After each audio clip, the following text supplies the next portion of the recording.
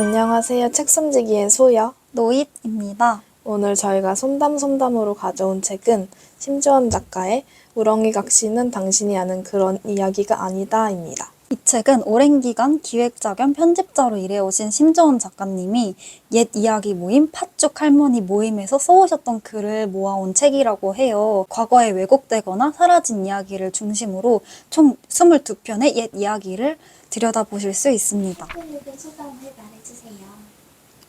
일단 책이 그렇게 두껍지 않고 챕터도 되게 짧아서 금방금방 읽었던 것 같아요.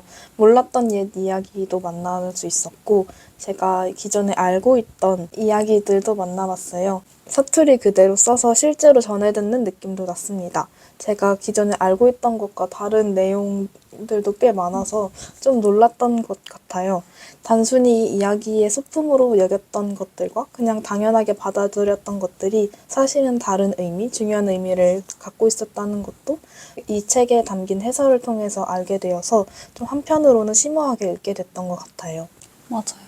전 처음에 이 책의 표지를 보고 좀 섬뜩한 기분이 많이 들었었거든요. 다들 똑같은 표정을 하고 있는데 다 다른 곳을 바라보고 있어요. 그래서 어떤 의미일까 좀 궁금했었는데 실제로 읽어보니 책 내용이 좀 더 섬뜩하고 강렬했던 것 같아요.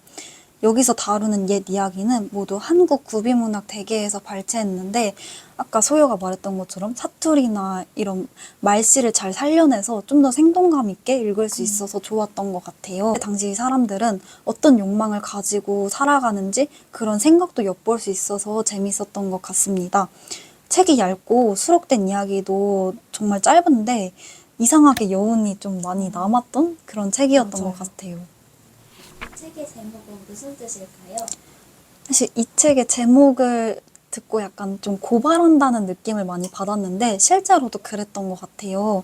실제로 작가님이 과거에 구슬로 전해져 내려오던 이야기에 좀 이면을 많이 파헤치고 좀 거기서 숨겨진 이야기나 좀 삭제된 이야기를 토대로 좀 새로운 해석을 보여주시거든요. 숨겨진 권력 구조나 좀 억압받았던 여성의 현실에 대해서 알 수 있었는데 그런 부분이 좋았던 것 같아요.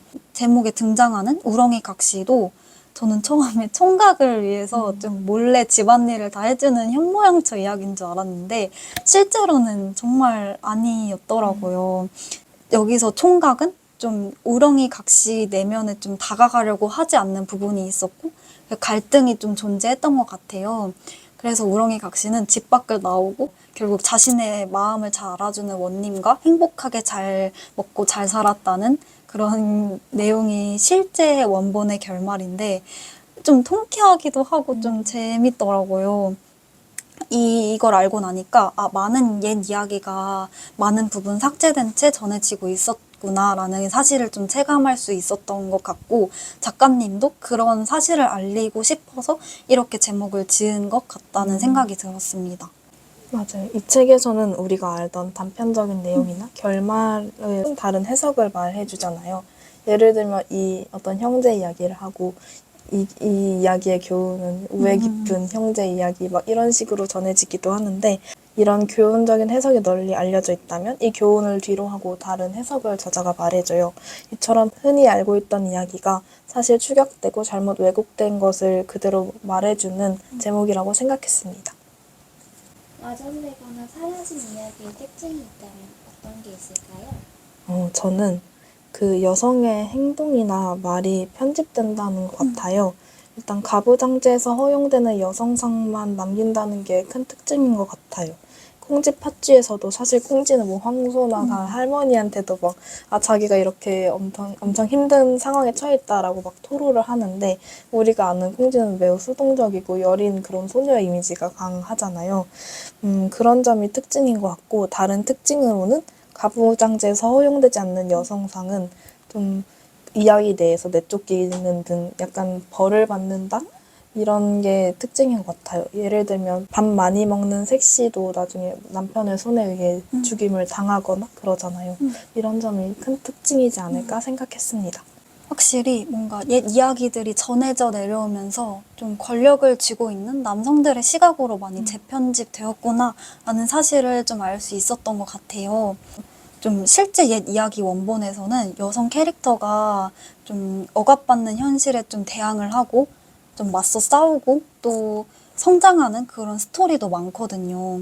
근데 우리한테 알려진 이야기에서는 여성이 뭐 결혼을 한다거나 아니면 권력을 쥔 남성을 만나게 되면서 뭐 행복하게 잘 살았다라는 식의 결말로 좀 예쁘게 포장되는 경우가 많다는 걸 느꼈던 것 같아요. 이 책에서 다루는 옛 이야기죠. 내가 기존에 알고 있었던 옛 이야기에 다른 점이 있었나요? 저는 우렁이각 씨에 대해 이야기를 하고 싶은데 초반에도 언급을 하긴 했지만 저희가 아는 내용과 무척 달랐거든요, 결말이. 우렁이가 그냥 인간으로 변신해서 밥 해주고 잘 살게 되는 내용이구나 싶었는데 그게 다가 아니더라고요. 이야기엔 원님이 등장하고 이 원님만이 우렁이각 씨의 내면과 진심에 다가가는 노력을 했던 사람이에요.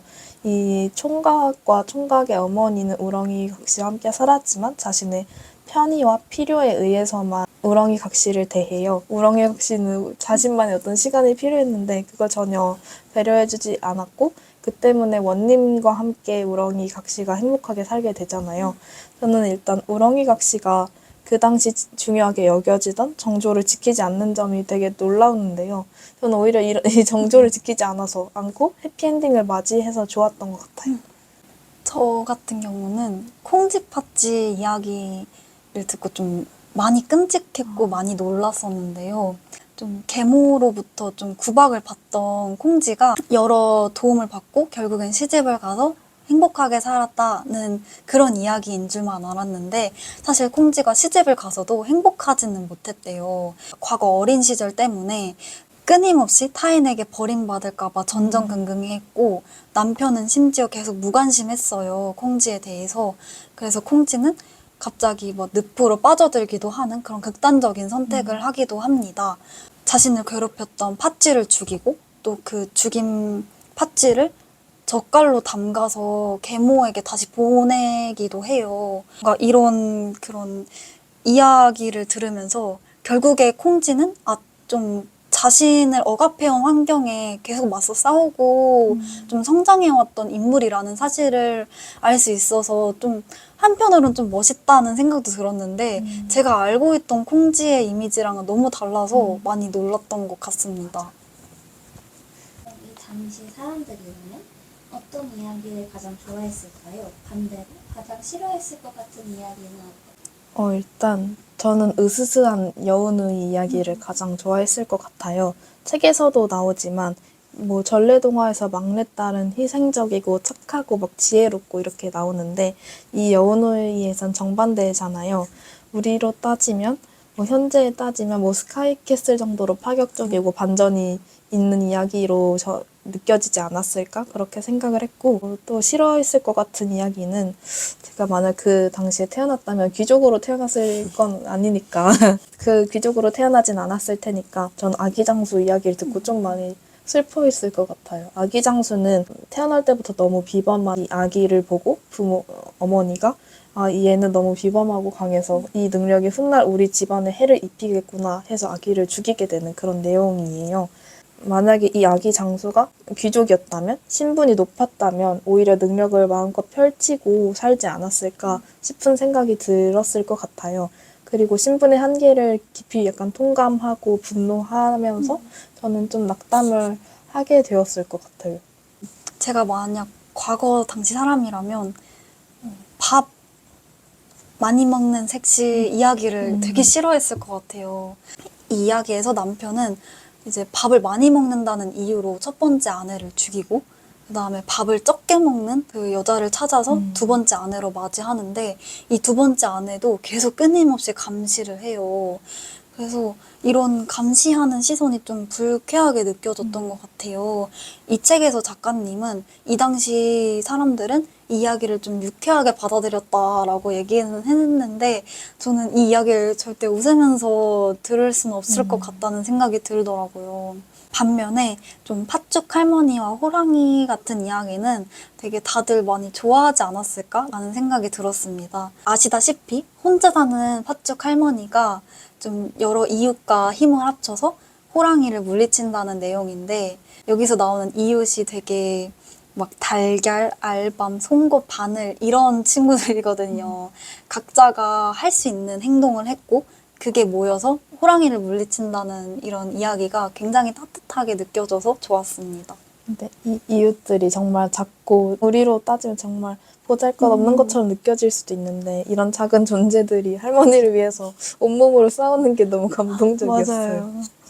전래동화를 21세기식으로 바꿔본다면? 저는 전래동화에서 여성 캐릭터가 직접 행동하고 결국 성공을 거머쥐게 되는 그런 이야기를 좀 더 많이 부각을 해야 한다고 생각해요. 기존 옛 이야기에서는 좀 가부장적인 사회에서 남성이 권력을 쥔 주체로 등장하는 경우가 많은데 이 책에서 작가님이 이런 가부장제에서는 남성이 좀 성숙해지기 어렵다고 말을 하거든요. 좀 인물의 자아를 좀 온전히 존중할 수 있는 서사가 앞으로 좀 더 많아져야 할 것 같다는 생각을 했습니다. 저는 일단 이 가부장적인 사회 이것을 배경으로 두고 옛날부터 현재까지 이어지는 문제를 다뤄야 될 것 같아요. 이 안에서 기존에 편집된 여성들의 행동을 그대로 보여주어야 한다는 생각이 들어요. 그리고 더 나아가서 지배와 피지배 간의 어떤 그 경계가 허물어지고 모두가 성장할 수 있는 그런 이야기면 좋지 않을까 싶었습니다. 기존처럼 교훈을 위해서만 존재하는 이야기면 안 될 것 같아요. 그 안에서 재미를 느낄 수 있도록 이야기를 짜는 것도 굉장히 중요할 것 같고 여러 해석을 존중하고 수용하는 태도도 굉장히 중요하다고 생각합니다. 네, 이렇게 오랜만에 옛 이야기를 읽어보았는데요. 예전에 읽고 들었던 것과는 다른 감상이 드는 것 같아요. 맞아요. 옛 이야기에서 좀 숨겨진 이야기의 좀 이면을 파헤쳐보고 싶다라는 생각이 드신다면 이 신조은 작가님의 이 책을 한 번쯤 다들 읽어보시길 추천하고 싶습니다. 그럼 이상으로 오늘의 손담손담 마치도록 하겠습니다. 다음 영상에서 만나요.